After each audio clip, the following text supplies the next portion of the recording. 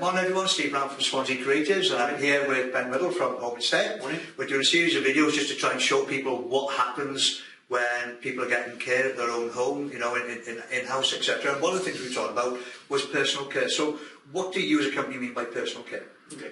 The term personal care basically revolves around anything to do with touch. Okay.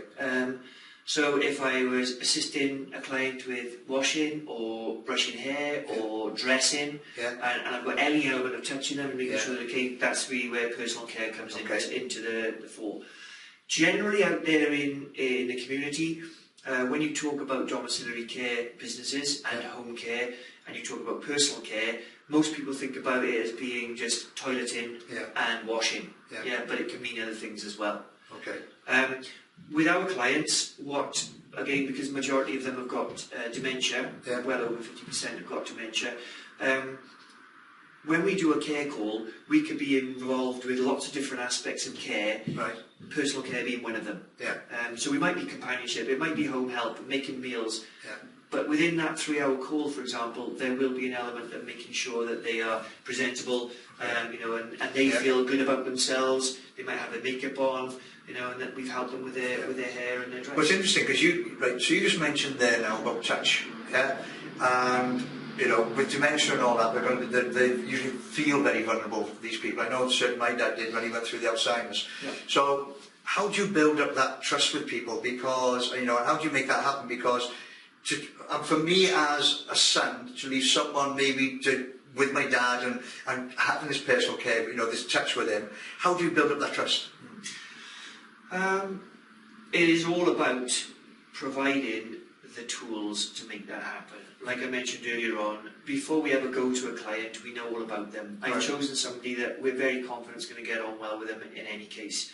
And so, like we just mentioned, it's all about trust. So if I come in to provide support for yourself, for example, and you're a very sort of shy and retired person, and I come in all bouncy and lively, well, the first thing the barriers are going to go up. That's right. So that initial contact is incredibly important, which is why every single one of our clients will have a personal introduction to their caregiver by someone from the office. And that we find really does cement that initial relationship, that initial contact. But you know, you mentioned there about the touch and how you're going to feel about somebody washing or dressing your dad and so on. That's not something that you can feel comfortable with as soon as the two people get together. You only get that once you've felt comfortable with everything else. Contact with the office is good and professional. Everything that we do is professional. The people that turn up to look after your dad are professional, nicely dressed. You know, they're all little things that all go together to build this sort of trust, really, with your dad. And I think the majority of the main answer to the question really is that it's all about the person providing the care. You know, I mean, I've got compliment letters up there that are stuck in A4 lever archer folders. I've got about 3 or 4 that are rammed, and it's people like you mentioning your dad. It's people like you writing in and saying, do you know what, Debbie is fantastic with my dad. It's a real pleasure to see them together. You know, that's where it works. And of course, you know, we've mentioned this in other videos, etc. But I think one of the important things about personal care as well is it takes the strain off maybe my mum or me if I was to, you know, whoever's actually providing that care.